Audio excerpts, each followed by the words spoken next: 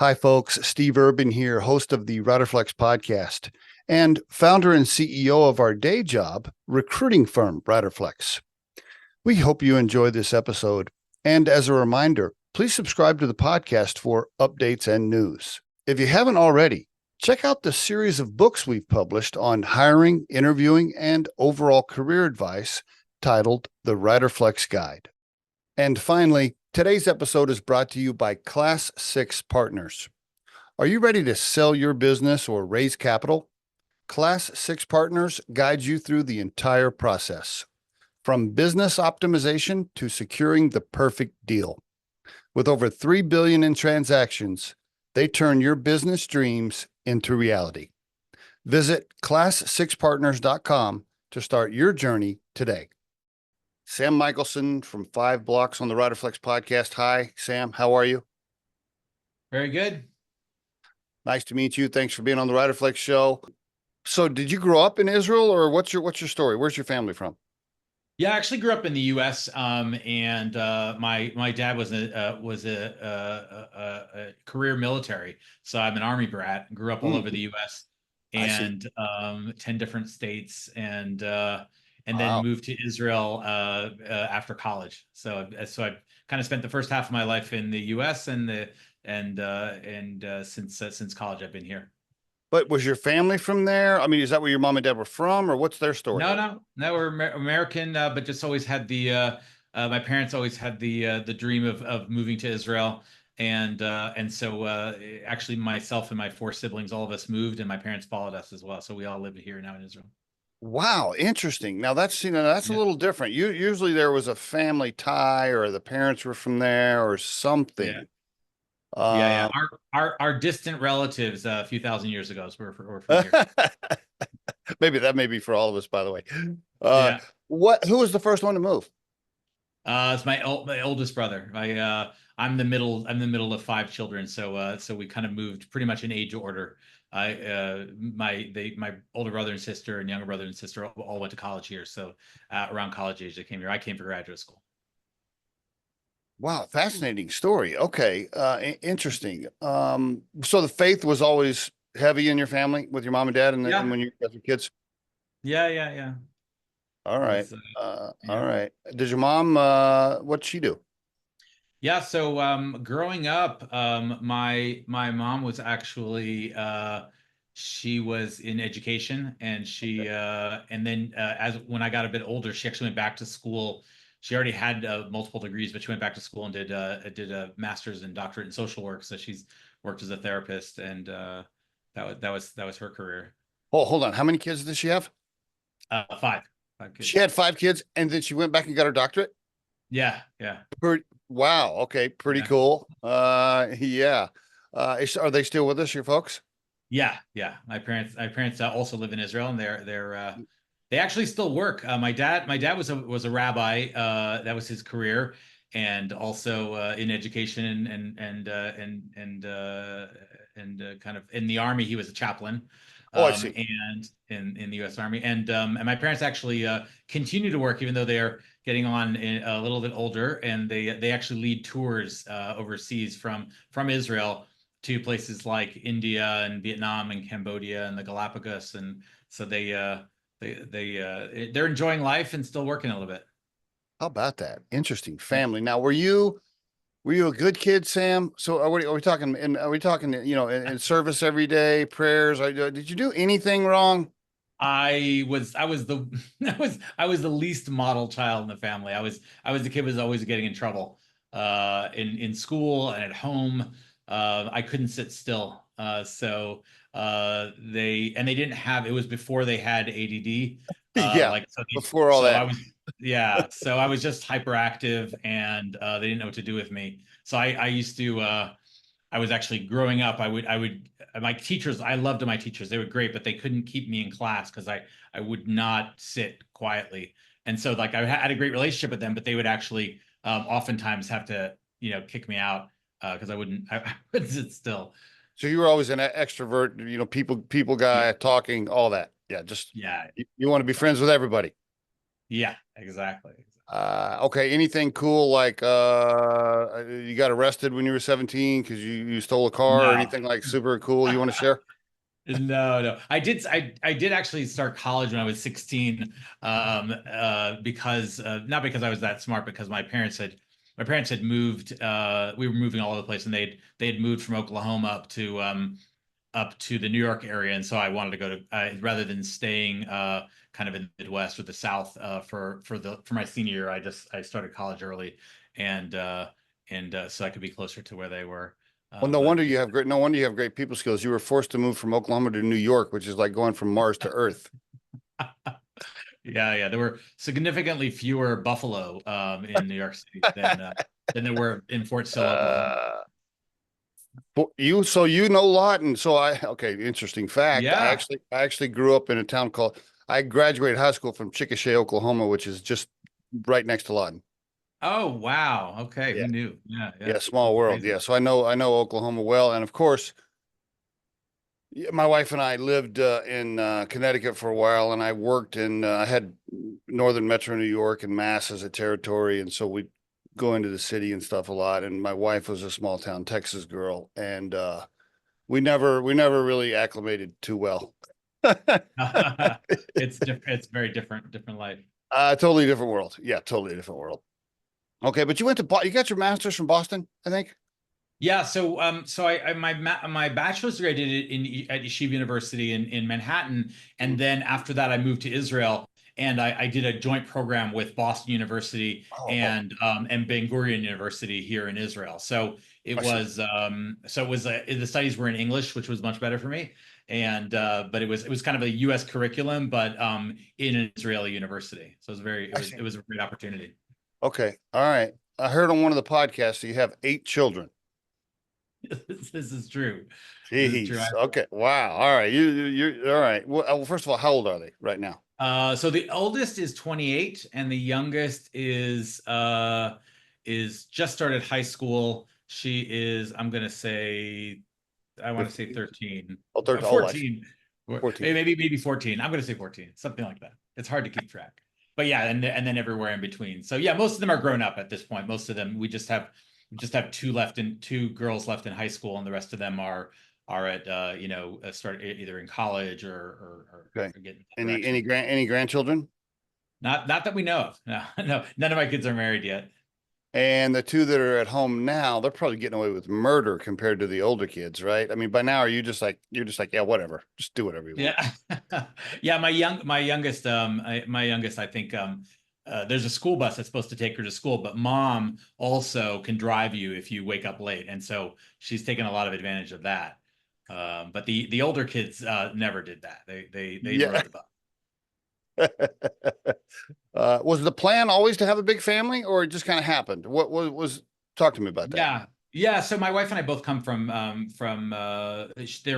have 5 kids, and she had four siblings, and I have 4 siblings. So we I kind see. of wanted we kind of wanted to have a big family, but my wife's an overachiever, and so when she actually 4 of my kids are twins, so we had 2 sets of twins.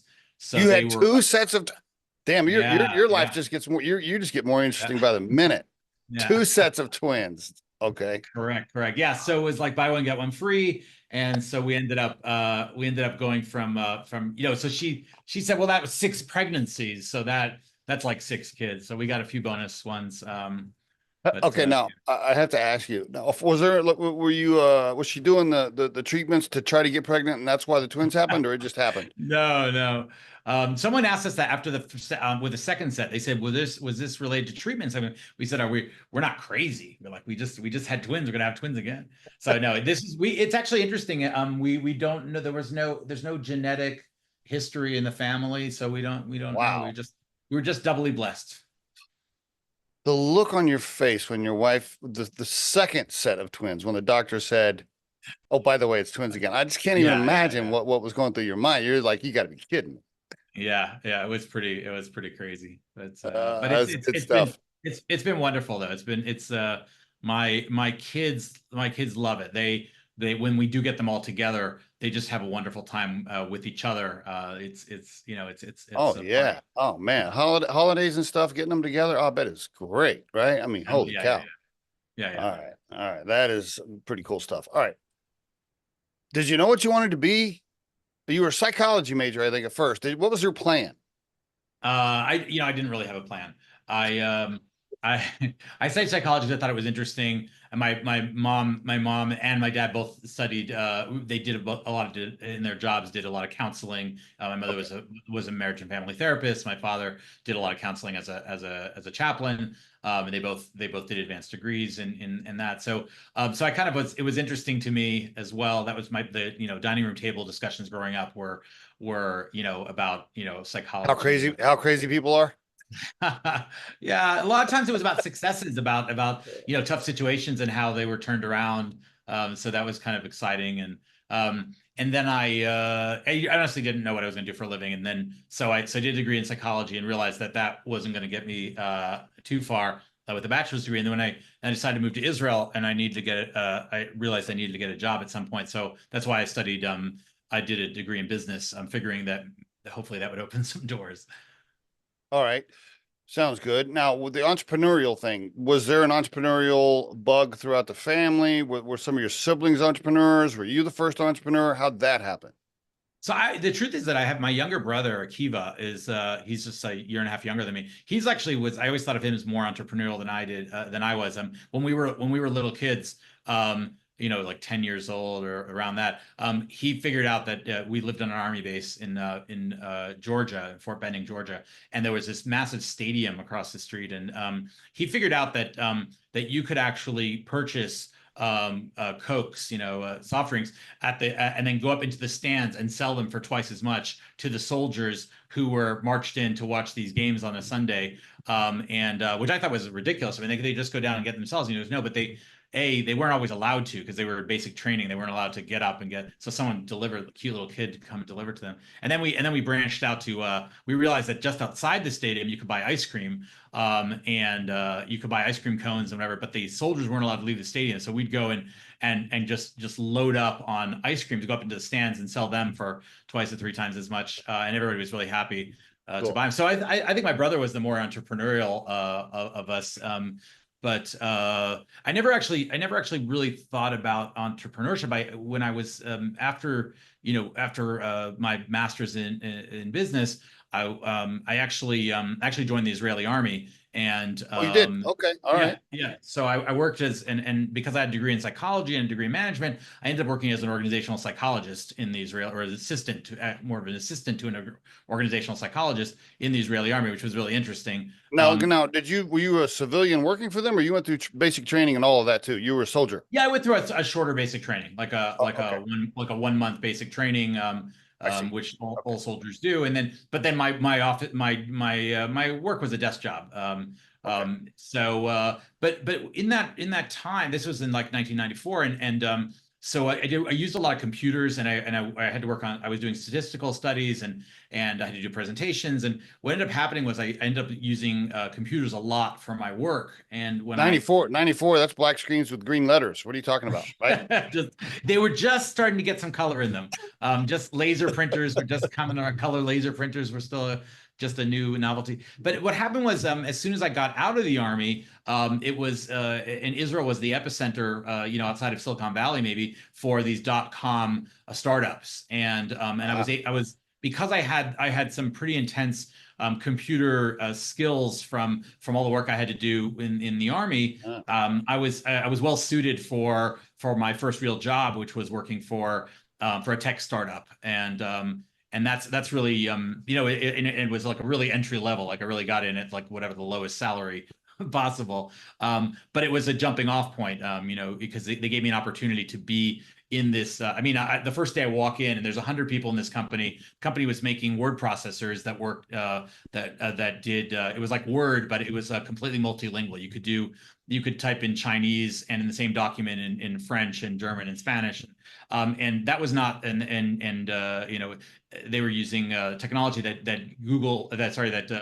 Microsoft hadn't yet integrated. Like a couple of okay. years later, Microsoft actually integrated. So it was pretty exciting stuff. But the first day they said to me, "Oh, we'll give you a tour around. We'll take you down to engineering." And I literally thought I'm going to see like smokestacks and maybe people with trained conductor. I literally had no idea what they meant by engineering. And I get there and I see just these guys on computers and I realized they meant software engineering. So I really had no, real knowledge of what was going on there. Okay, very cool. Were you married at this time? Yeah, just I got married while I was in the army. So it's just, yeah, How'd you meet your wife? We actually had met doing a program years before, also in Israel. We had done a program for new immigrants, kind of helping them acclimate to Israel. And so we had spent some weekends working with kids. And so that's how we met. We didn't really hit it off though.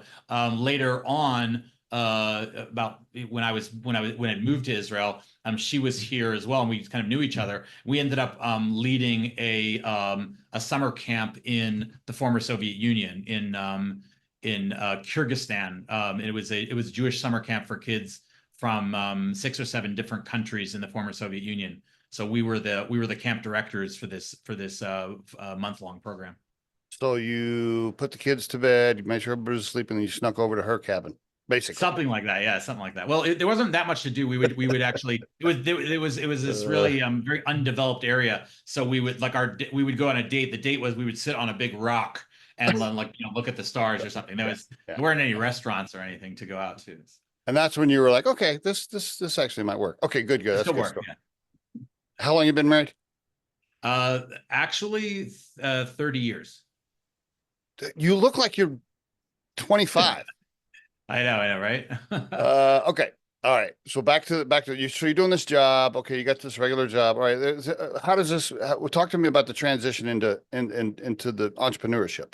Sure. Yeah. So I worked as a product manager at one company, ended up rolling into another company, doing more product management and project management at about 4 different tech-related companies, and eventually found myself after about 8 or 9 years of this, ended up in a company that was doing some really interesting work. We were helping train and create knowledge bases so that it was for customer service. So basically, like one of our clients was Wells Fargo Bank, and they were using the technology. They would get 10,000 emails a day for customer service, and we were writing software that would help understand the email and then route it to the person most likely, or the queue where someone could handle that. So if the question was a lost credit card, it would identify what that meant. Now, with AI and some of the technologies now, that some of those things are really trivial. But at the time, it was a huge time saver, because instead of, if you had something that was something that could be answered by a particular person, it could get to their computer before anyone had to look at it.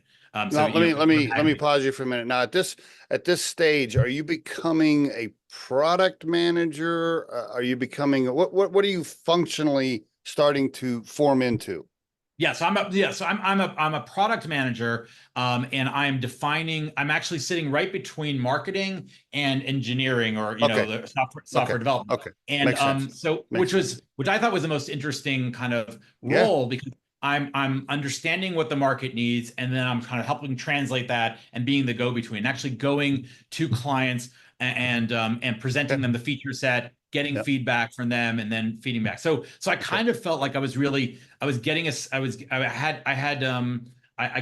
exposed to the market, exposed to pricing, exposed to the ins and outs of how you actually create the products, and so on. So that was, I think that was something that gave me like a bigger picture view of how you might run an operation. Okay. Then what happened? You woke up one morning, you had 5 kids, and you told your wife, after like you got 4 kids, you're like, hey, I think I'm going to quit my job and start my own thing. What happened? I probably never would have done that. I was at a good company. I liked it. And actually the epilogue was that the company actually ended up getting bought by IBM, and it's still going. And I have friends who work there who are still working there, 20 years later. But what happened to me was that the company was starting to run out of money, and they did layoffs, and I got laid off together with a bunch of other people. And it was, at the time I thought this is just a terrible thing to happen, because I've got a few kids, and how, what am I going to do now? And it was 2000, and we're talking about 2003. So it was not a great time. A lot of the .com, a lot of startups had kind of started to fail. Hmm. and they're running out of money. Anyway, what happened was that I needed to figure out what to do for a living, and so I started poking around and looking at maybe the internet could help me. And I discovered e-commerce. Actually, I just Okay. discovered this is early days, and I actually found out, well, it wouldn't be that hard to start doing some sales online or doing some marketing online. And I discovered the first thing I discovered, which I think a lot of people have since, is that was affiliate marketing, the ability to sell on behalf of someone else and get some sort of percentage. Let's take a And pause. Let's take a pause for the listeners because some of the millennials and things may not realize how this all happened. So in 20, yeah, 21, 2, 3, 24, 5, 6, a lot of companies that produced goods did not sell direct to the consumer. So many companies now with their e-commerce platforms, you can buy directly from the manufacturer or whatever, or the supplier to the consumer. But that wasn't like that. I mean, if you were in a CPG company, for example, back in 2003, they had wholesale agreements and things, and they didn't want to piss off their wholesalers. And so they didn't want to sell directly to the consumer. And so it was not like the world we're living in now. It's totally different, right? Totally different. And some of the younger people listening may not fully understand that, but I can remember because I worked for an apparel company. And I remember we had so many debates where we're like, just put the shit online. Like, well, let's just sell it direct to the consumer. No, no, no, no, no. We can't do that because then we're going to make all of our wholesale accounts mad. So anyway, go ahead. Yeah, go ahead. Yeah, yeah. To be brief, basically, the first thing I sold online was voice over IP, so selling people phone Okay. lines, things like Vonage, and then there was a company called Packet 8 that was doing Yeah. similar. And you'd pay somewhere about $20 or $30 a month, and you'd get like an unlimited phone line that you could run off of your internet connection. That was a new technology at the time, and it was particularly interesting to people who were overseas, like people like us who were in Israel, because you could basically plug in this device and you would operate exactly as if you were in the United States. You have a local U.S. phone number. You can answer calls and make calls, and so it was a real enabler for people overseas. So that And you was were the doing first this thing. on your own. This is you just getting creative on your own. Yeah, yeah, exactly. Like using Microsoft Front Page to create my first website, and All and right. then and then actually fielding phone calls from people, making sales, and that rolled into what I ended up doing a lot of, which was selling cellular phones online, selling How through about that? yeah, so cell phones and plans. It's the kind of thing that you go down, where you'd go down to the mall and go to a Verizon store. At that time, a lot of times people would want a particular phone. You wouldn't be able to get it at the mall. You wanted a particular BlackBerry or a T-Mobile Sidekick, if you remember those, or a Yeah. Razor phone, and you wanted it in Razors. All pink, right. Yeah. Man, the you're going Motorola back. Razor, Yeah. and Yeah. Oh, in, yeah. in pink or something, in red. And anyway, so a lot of times people, you at the mall, you might pay $50 for it, $100 for it, but if you go online, there were these deals where you'd get it, free if you signed up for 2 years or 3 years. So Right, that right, right at this time, you're not equal back to the salary you were making yet for the other company, right? Or are you just no, you're just yeah, you, yeah. you're bringing in some cash, but you're not up to the levels you were making as an employee yet. I'm guessing. Yeah, well, what happened was that as soon as I started doing stuff online with a voice over IP, actually a local company saw what I was doing, and they said, "Hey, would you like to work for us a I little see. bit?" And the first thing I did as I was starting this entrepreneurial journey was I actually took a job at a very low salary for this other company, and I worked for I them see. all I see. day, and then I at see. night I worked on my Okay. own stuff. So I did that for Hustle. about a year, where Hustle. I would just go in at 9 in the morning and then just be there till 5, and then I'd go home, help put my kids to sleep, and then I would work until my eyes couldn't, stay open anymore. Just How building about my that? own web pages and starting to push these first voice over IP, and then the cellular phones. And it Cool. eventually paid off. After about a year, I was making enough money to live Other. Yep.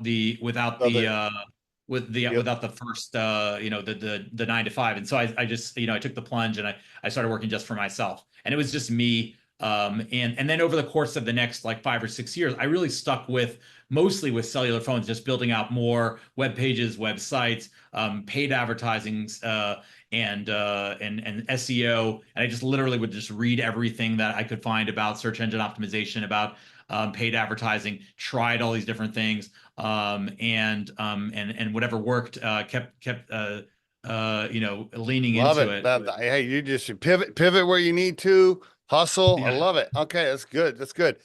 Yeah. All right.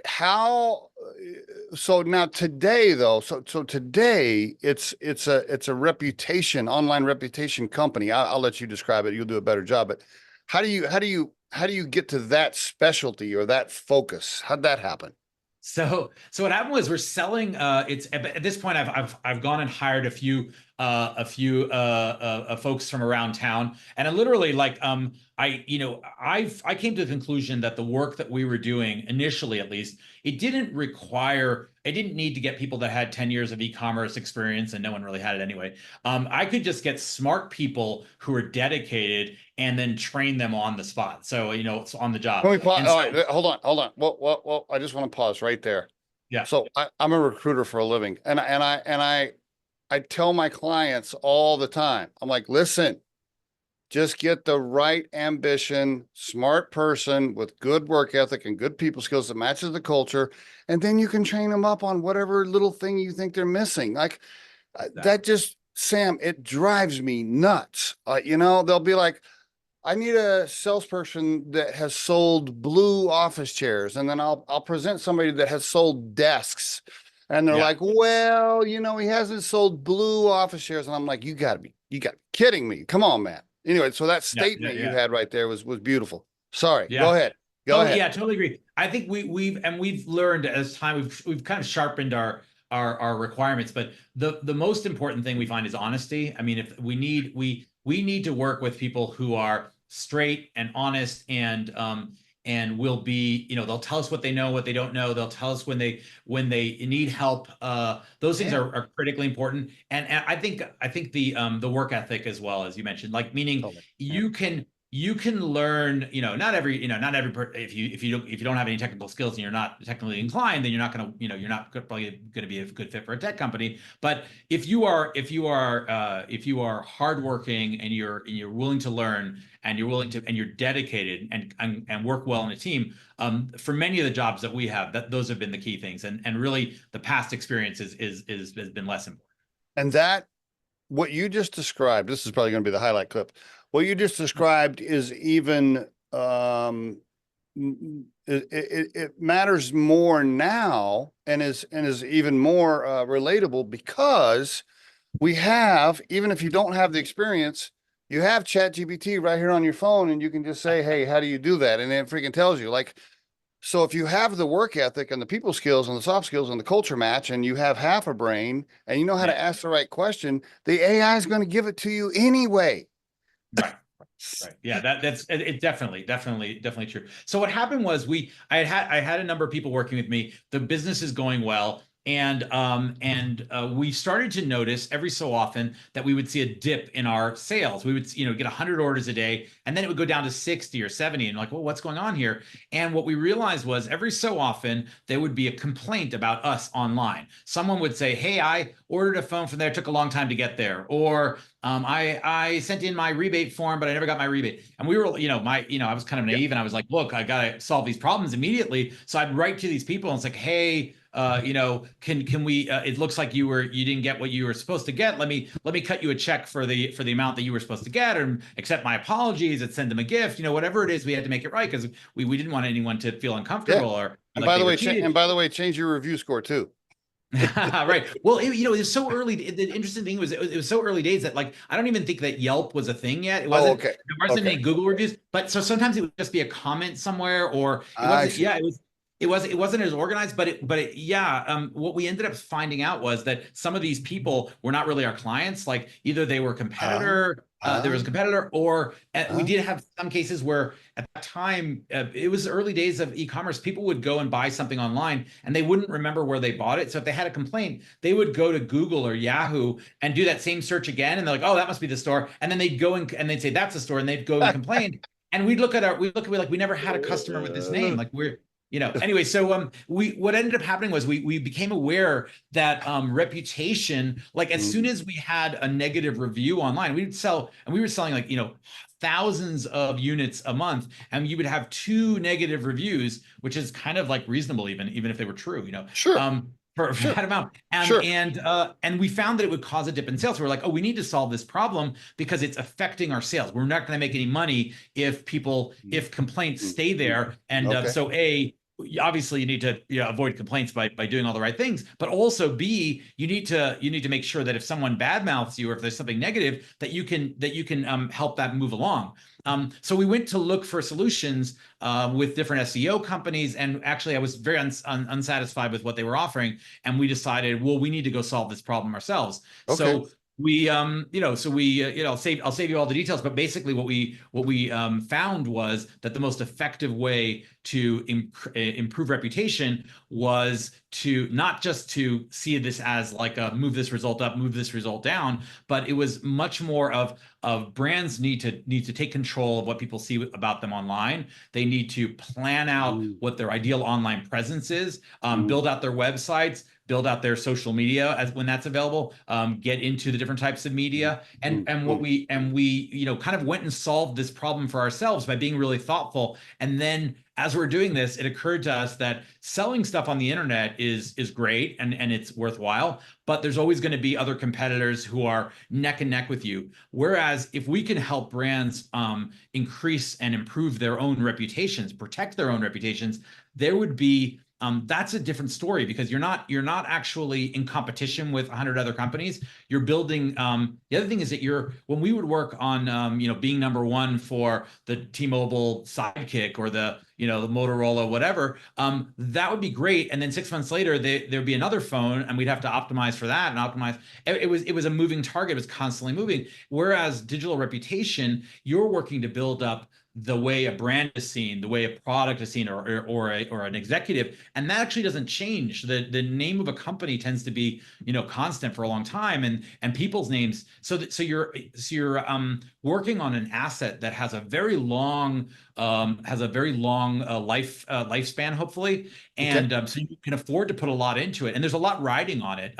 Meaning there's nothing that's more valuable. We worked at one point with a very, very large investment bank, and their reputation, when they try to quantify that, and I saw this online, when you try to quantify the value of their reputation, it was estimated like the value of their name was $5 billion. Like Wow. that was the. So you look at that and you're like, the truth is that like their building wasn't worth $5 billion. They didn't have any other asset that was worth as much as that asset. And there's no way you can buy insurance on your building. You can't buy insurance on your reputation. So when you start to think about that, and you're like, the ability to work. I just got enthralled and excited about the idea that there was this very, very important asset, and if we had learned how to protect and enhance our own reputation, maybe we could offer that as a service for other companies. Great pivot. I mean, and now, of course, fast forward, now it's even more critical with the social media and the reviews now, and the Google reviews and things. Your online reputation, correct me if I'm wrong, you're the expert, but you can be crippled by it like overnight. Like it moves so fast, and it's a very delicate situation. I mean, Riderflex, our recruiting firm, we have I even hate saying it because every time I say it, I think I'm going to jinx it, but currently we have a 5-star rating on Google with over 300 reviews. That is not easy to do. That is not easy to do, right? And I am always just hypersensitive. Like if I even sense that somebody's unhappy, I'm all over it, right? Because I'm like, please no, don't mess up my rating. So it's just now what you do for a living, I guess it's critical. I mean, absolutely critical. Everybody. The employees check the Glassdoor reviews, the customers check the Google reviews and the Yelp reviews. I mean, everybody looks at their reputation. And guess what? When you go to Amazon and you look up coffee makers or whatever it is you're ordering, what's the very first thing you do? You look at the review score. Reviews and reputation have completely dominated the decision making around purchases. I mean, you're just going to go with it every time. So anyway, all right. So you go ahead. Yeah. So I was going to say is that I totally agree with you. I think that it's interesting that when if you look at the kind of history of the internet or history of, let's say, Google or search, Yeah. initially you would look things up to try to find Right. a Right. website. And then you wanted to find out like what's the best place to buy this thing or the best product. Now a lot of searching is I want to know about the essence of this person. Like tell me about the ins and outs of this brand or the ins and outs of this person. We're using the internet and using Google and increasingly starting to use AI to really understand like what makes this company tick. Mm. What are the need to know things about this? For a lot of our work really is around employer brand. We work with a lot of a lot of our clients are corporates and specifically in financial services, very big for us. And so there's more traffic to their sites, so that many of these companies, hedge funds, private equity, REITs, more by job searchers and than by clients. I mean, it's job searching is That sounds right. That sounds right. yeah. Yep. And Yep. and they are and as much as you go to a website and to find out information, people are much more interested to see not just what the company says about itself, but what do other people say? What does the media say? Absolutely. What are the comments, video content, image? Like they want to get the experience, and Google gives you that experience of like, tell me, I want to know everything I need to know about the brand from a jobs or careers perspective.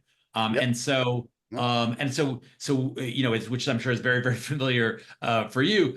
So that is what ends up happening is that people are doing those searches. They are looking for this kind of holistic Yes. view, and Google is giving it to them. We have found ourselves, as you said, kind of in this very fortunate position to have latched on to Yes. the Yes. I think initially we were working on the outside of the car, and now we're in the engine. We're like at the core of the thing, and it's Yes. it Yes. is from my perspective, one of the most interesting things has been that Google was very simple, and it got more and more and more complex. It gives you more, it lets you do more, and our company, one of the things that we were lucky enough, or maybe smart enough to do, was that as Google gave you more capabilities, we developed our business and we will let you take advantage of more and more of those capabilities. So we never left, and this is true for the cell phone business. We never looked at our business and said, this is good enough. We'll just keep doing this thing and keep doing a better version of this. We're Yeah. always Yeah. defining Great job. ourselves as like we help. We didn't say we'll help you get rid of a negative result in Google or get to the top in Google. We were always like, we will help you with a digital reputation, and that has developed. It used to mean get me to the top. Then it meant make sure that there's no negatives on my first page, and now it means I want a holistic Yeah. Google Great. search result view that includes all these different aspects. As data analysis became more prominent and actually, frankly, easier to implement, we created data analysis tools to take advantage. So, like our work, with a company. To help them on their reputation, all of it is based on this vast amount of data that we collect. So we don't tell you, oh, you should, you might want to build a blog. We'll say to you, we looked at 7 of your competitors, and all the competitors have blogs. They tend to rank between number 3 and number 6. And here are the characteristics that will work best.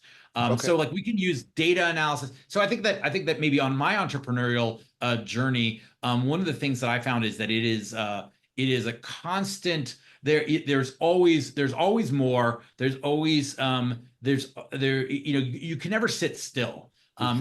There's Oh. always someone else who wants to eat your lunch. So you need Do me. to. Yeah, you're totally right. Will you do me a favor? 5 blocks. Will you just do a quick? By the way, for the listeners, it's 5, not the number 5, but spelled out. 5. Yep. 5blocks.com. Will you do the elevator pitch real quick for 5 blocks? Go for it. Absolutely, absolutely. So, when people want to find out about you, they Google you, they search you online. 5 blocks makes sure that search and all the related searches bring you up in an optimal way. All the information that you want people to find, they find. You get to be the master of this all important platform. And we don't want to leave that to chance. This is more than your business card. This is your front door, and it is your office online, and we give you control. Okay, does that now include, because, I was talking about ChatGPT and all these large language models earlier. I'm fascinated now as to how ChatGPT decides to say what it's saying, right? I mean, I've gone in and checked my own company. I'll be like, okay, tell me about recruiting from Riderflex. And then I'll listen to what it says. And I'm thinking to myself, okay, that's great. And it said, okay, it said good things, but I'm like, okay, well, then I started asking, okay, well, how did you decide to say that? And why did you bring up this? And how come you didn't mention that? Who's feeding the large language models now? And how do you make sure those are giving a good reputation? Yeah, You know, that's a perfect question, and it's interesting because we have constantly, as search has evolved, we're constantly trying to figure out where is it going. And right. about a year ago, when we were first starting to see ChatGPT starting to be used and some of the other large language models, we said, this is going to be this is going to have a big impact on reputation. So we Big time. decided to Big time. start developing a tool, a platform, and we've developed a platform called AIQ. It's not released yet, but Okay. it is what it does is it tracks and analyzes and then gives you recommendations on how you can better control the way your brand is seen in ChatGPT, Gemini, Copilot, All right. and AI Overview. So I That's totally good. agree with you. Totally agree with you. It is becoming, it Oh, is starting to become a way that people learn about brands and more than that, kind of ask questions. So if I was looking at Sam, Sam, Riderflex, Sam, yeah. I 75% of the time, if I have a question, I ask ChatGPT. I don't even go to Google anymore. Go ahead. You were going to Amazing, say something about amazing. Riderflex. Yeah, yeah. And so if I wanted it, so if I were interested, or if I was about to start working with Riderflex, I would likely and in particular, if I had maybe I was thinking about another company, I would likely put that into ChatGPT or Sure. Claude or one of the other ones and say, can you compare for me? We are a company that does this and this. We're looking for this. Can you compare for me the type of services I would get from Riderflex Yep. versus some of the other ones? And Yep. then I'd say give me, and I care about pricing and I care about service and I care, Yep. and you Yep. will get really interesting results. It'll give you a Totally. comparison chart. And then you continue to ask questions. So what we're finding, and I'll actually answer the questions like how are these being built? So Yes. initially ChatGPT it wasn't connected to the internet, and so when you would do a search, it was all based on whatever the large language model was trained on, and I the see. large language models are basically, it's kind of, another one way of saying it is it's kind of like it's like a guy who goes into the library and swallows all the books. Yeah. It's like they Exactly. read everything. Yep. And Yep. it's like it's lots of the books, and it's the entire U.S. patent database, Yeah. and many websites, including Wikipedia, including lots of corporate websites. So basically, it's just an enormous amount of information that they take in. They do some sort of weighting to it, so that obviously realize that they're going to trust the U.S. patent database as someone has looked it all over, and Wikipedia more than they will trust a random blog. I see. So there's some logic built into it. But basically, with all of this information, you ask a question, it tries to find you, using predictive models. It basically tries to find you what the best way to answer this question is. Basically, it's kind of like it's an odd thing, but it basically starts writing and then it continues thinking about what the next word should be Yeah. based on that. It's a bizarre kind of way to do it, but it works. Seems to work fairly well. The big innovation has been, and I think some of the listeners are probably familiar with Perplexity. Perplexity is a Yep. relatively, a little bit of Yeah. a newcomer compared to Yep. ChatGPT. Works And really what they well. do, I yeah, know yeah. people. I know people that are on it. They just rave about it, and I keep thinking, okay, well, I don't. You know why I haven't done it? Because I'm like, I don't want to learn five different agents. I just want one agent. But anyway, go ahead. Right, right. So the good news is that what happens is that at Perplexity, what they did is ChatGPT was leaning all the way to the just give me the large language model, whatever the thing says, and then because of that, it would make a lot of mistakes. It wasn't updated. It wasn't checking the web really. And then Perplexity came along, and they were like, they only check the web, meaning they use the large language model to understand your question and to formulate your answer, but all of the information ostensibly is coming from 5 or 6 or 7 websites that Perplexity thinks. So it really sums up. It goes to a bunch of websites. It tries to find you the right information, then it sums up the answer based on that. So, but what's happened is that all of the AI models, whether it's Copilot or ChatGPT or Gemini or AI Overviews, all of them are now consulting with the live web, like Perplexity. Perplexity takes it to the extreme, but so Okay. what ends up happening? So I kind of feel like you are getting that consult. You're getting the same. Like eventually, I think all of them are going to adopt the smart practices of the others. So I don't think you'll necessarily need to have 5 different tools. I But hope what's not. I happening? just want one agent that does One. everything. I don't want to talk to 5. In fact, we could go. We could do an hour podcast on this. I don't want to have 20. I don't want 20 apps and 5 large language models. I want one agent that I can talk to. Exactly. So what ends up happening now, and it's actually good news for brands and actually for job seekers as well, I think, is that the way it works now is that the large language models, which are these massive kind of brains, if you will, or knowledge bases, they provide information. They help ChatGPT understand the question, help it gather some of the answer, but then they always consult the web. Like almost always, you will find that the answer is, if there's a Wikipedia page, it's going to be drawing from the Wikipedia page. If there's a corporate website, it'll often draw from the corporate website. So you are the good news for people who, from a reputational perspective, for a company or for a job seeker or anyone who's concerned about how they look online, is that the only thing, the main thing you don't want is a vacuum. You want to make sure that all the questions that people are likely to ask are being answered, and they could be answered on your own website. They could be answered on Quora. They could be answered, in video content. As long as the large language models have the ability to, or the chatbots have the ability to access that information, then you're going to find that information gets included in the answers. If you don't like, let's say you start asking questions about Riderflex and you say, what is their business model? What are they, if ChatGPT isn't giving you the answer you want, the best answer I would have for that is you need to make sure that to spell that out better in more places. What I have done is, this probably doesn't fix anything or change anything, but I have done. I'll say that's not correct. It's this. Can you? Yeah. I don't know if that's changing anything, but I don't think it. I don't think it does. I don't think it does. Although I do wonder whether if they were getting feedback, if they were getting a lot of feedback on something, right? Like then maybe. But, yeah. Let me ask you this. I know we're backing up on our time here. There's something because by the way, we could do an entire podcast on AI and robotics, which I'm sure you're all over, and I could ask you a million questions. Sure. Here's what I want to know from you as it relates to AI. What a fascinating time we're living in right now, right? I mean, just mind blowing. I've listened. I'm not just a recruiter, but as an entrepreneur, I listen to all kinds of podcasts for AI and robotics, and Mustafa Solomon, who wrote The Coming Wave, I just read recently, and so I'm not an expert, but I feel like I'm pretty on top of what's going on. What side are you on, Sam? Are you on we're going to live in this world of abundance and robots and AI are going to do everything and none of us are going to work eventually? Or are you on it's going to be Terminator and they're going to take over and wipe out everybody? Or are you somewhere in the middle? Where are you? Where are we headed? So I also read The Coming Wave, and I thought, and it's, I think it starts a little bit ominous, but it ends up being a little better. But yeah, I don't know. I don't know. I'm very optimistic. So I believe that we're also watching everything. The AI can do this.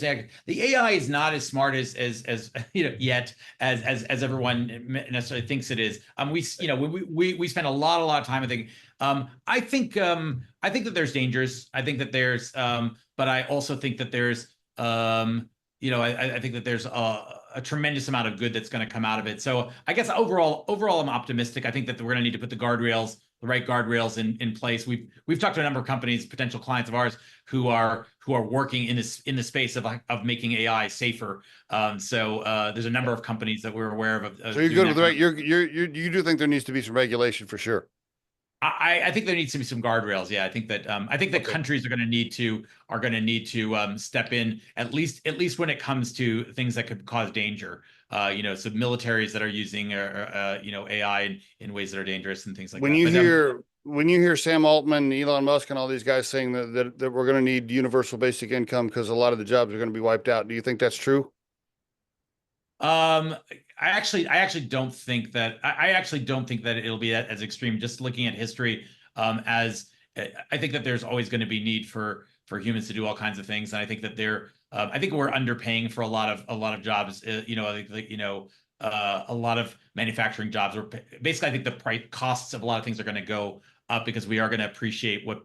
So manufacturing, a lot of it, let's say a lot of it gets automated, but there's still a million jobs. There's tons and tons of things that there'll always be more where you do need humans into, education. I think I don't think you're going to get to a place where, we're going to have computers educating our children. I think you really need people to do that. What do you mean? ChatGPT is already educating our children. What are you talking about?